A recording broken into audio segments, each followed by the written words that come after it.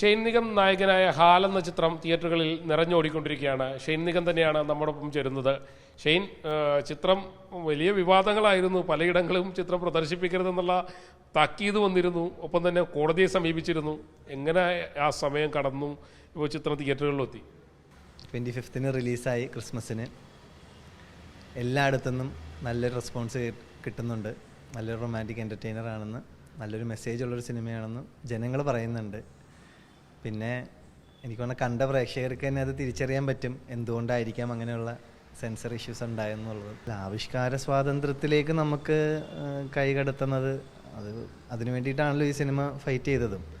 നമുക്കിപ്പോൾ even 16 cut ചെയ്താലും certificate ഈ സിനിമയ്ക്ക് തരുള്ളൂ എന്ന് പറഞ്ഞ സമയത്താണ് നമ്മൾക്കാകെ എന്ത് ചെയ്യണം എന്നുള്ളൊരവസ്ഥയിലായിപ്പോയത്. കാര്യം ഈ 16 കട്ടിൽ ഇത് ഇത്രയും കട്ട് ചെയ്ത് കഴിഞ്ഞാൽ പിന്നെ ഈ സിനിമയുടെ കഥയൊന്നും ആർക്കും മനസ്സിലാവില്ല.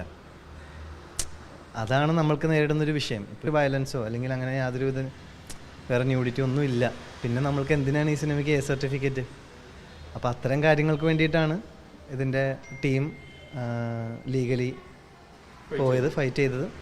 അപ്പം നമുക്ക് വളരെ അനുകൂലമായൊരു വിധി വന്നു, തിയേറ്ററിലേക്ക് പടവും വന്നു. പലപ്പോഴും ഷൈൻ്റെ ചിത്രങ്ങളൊക്കെ പുറത്തിറങ്ങാൻ നേരത്ത് ഇങ്ങനെ ഒരു വിവാദം വരുമ്പോൾ എങ്ങനെയായിരിക്കും ആ സമയം ഉണ്ടാകുന്ന ഒരു സമ്മർദ്ദവും മറ്റു കാര്യങ്ങളൊക്കെ എങ്ങനെയായിരിക്കും? ഈ സിനിമയ്ക്ക് ഞാൻ ഉറപ്പായിട്ടും സിനിമ ഇറങ്ങിയതിന് ശേഷം രണ്ടഭിപ്രായങ്ങൾ അല്ലെങ്കിൽ ഇതിനൊരു ബുദ്ധിമുട്ടുണ്ടാകുമെന്നുള്ള നമ്മൾക്ക് ഉറപ്പായിട്ടും. ഇതിൻ്റെ കഥ അങ്ങനത്തെ ആണല്ലോ. കഥ എന്താ പറയുക, ഒരു ക്ലിയറായിട്ട് ഈ സിനിമയ്ക്കൊരു രാഷ്ട്രീയമുണ്ട്. ആ രാഷ്ട്രീയത്തെ മനസ്സിലാക്കാത്ത അല്ലെങ്കിൽ അതിന് സപ്പോർട്ട് ചെയ്യാത്ത ആൾക്കാരും ഇന്നിവിടെ സമൂഹത്തിലുണ്ട്. പക്ഷെ അതൊരു മൈനോറിറ്റി ഗ്രൂപ്പാണ്. മതം പറഞ്ഞ് ജനത്തെ വിഭജിക്കുന്ന ഒരു കാലത്തിലൂടെയാണ് നമ്മൾ കടന്നു പോകുന്നതെന്ന് തോന്നുന്നുണ്ടോ? എല്ലാവരും അല്ല ചെയ്യുന്നത്. ഇത് അതാ ഞാൻ നേരത്തെ പറഞ്ഞത്, ഒരു മൈനോറിറ്റി ഗ്രൂപ്പാണ്. അത് ഇന്ന പേരെടുത്തൊന്നും ഞാൻ പറയുന്നില്ല, അത് എല്ലായിടത്തും ഉണ്ട്.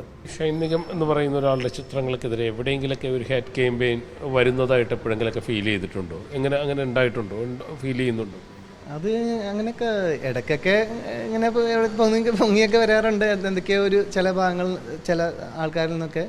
പക്ഷെ അതെനിക്ക് വ്യക്തമല്ലാത്തതുകൊണ്ട് എനിക്ക് അതിനെപ്പറ്റി ഇപ്പം നമുക്കൊരു കാര്യം പറയുമ്പോൾ അതിനൊരു തെളിവോടെ പറയണമെന്നാണ് ഞാൻ വിശ്വസിക്കുന്നത്. അല്ലെങ്കിൽ നമ്മൾ അതിനെപ്പറ്റി പറയരുത്. കൂടുതൽ മികച്ച സിനിമകൾ ഇനിയും നമുക്ക് പ്രതീക്ഷിക്കാം. തീർച്ചയായിട്ടും. ഹാൽ സിനിമ 25 ക്രിസ്മസിനാണ് റിലീസായത്. എല്ലായിടത്തുനിന്നും നല്ല റെസ്പോൺസ് കിട്ടുന്നു. നല്ലൊരു ലവ് സ്റ്റോറി, നല്ലൊരു മെസ്സേജ് ഉള്ളൊരു സിനിമ. ഇപ്പോൾ കൂടെയും പടങ്ങളുണ്ട്. നമുക്ക് അതുകൊണ്ട് തന്നെ തിയേറ്റേഴ്സ് നമുക്ക് പെട്ടെന്ന് കിട്ടാനുള്ള ബുദ്ധിമുട്ട് ഉണ്ടായി. അത് വേറൊന്നുമായിട്ടല്ല, നമുക്ക് 24th വരെ, അതായത് പടം ഇറങ്ങുന്നതിൻ്റെ തലേന്ന് വരെ നമുക്ക് തിയേറ്റേഴ്സിൻ്റെ കറക്റ്റ് ബുക്കിംഗ് നമുക്ക് കൊടുക്കാൻ പറ്റിയിട്ടുണ്ടായില്ല. കാരണം നമുക്ക് സെൻസർ വളരെ വൈകിയാണ് കിട്ടിയത്. 25-ന് സിനിമ ഇറങ്ങില്ലേ എന്ന് പറഞ്ഞൊരു സിറ്റുവേഷനിൽ നമുക്ക് അധികം തിയേറ്റേഴ്സ് പിടിക്കാൻ പറ്റിയില്ല. പക്ഷേ ഇപ്പോൾ നിലവിൽ സാറ്റർഡേ സൺഡേ ഒക്കെ ആയിട്ട് കൂടി വരുന്നുണ്ട്.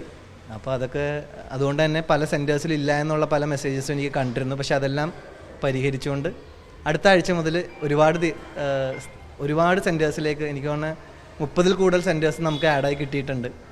അപ്പോൾ അതെല്ലാം വലിയൊരു സന്തോഷമായ കാര്യങ്ങളാണ്. കാണാത്തവർ കാണുക. നിങ്ങൾക്ക് എന്താണോ ജെന്യുവനായിട്ടുള്ള റിവ്യൂ അത് ഷെയർ ചെയ്യുക. അത് തന്നെയാണ് അദ്ദേഹം പറയുന്നത് പോലെ എല്ലാ സമ്മർദ്ദങ്ങൾക്കും ഒടുവിൽ ആ ചിത്രം അദ്ദേഹത്തിൻ്റെ സംഘത്തിനും തിയേറ്ററുകളിലേക്ക് എത്തിക്കാൻ കഴിഞ്ഞു. ഇനി അത് ഏത് രീതിയിലാണ് പ്രേക്ഷകർ ഏറ്റെടുക്കുന്നതെന്ന് കാത്തിരുന്ന് കാണാം.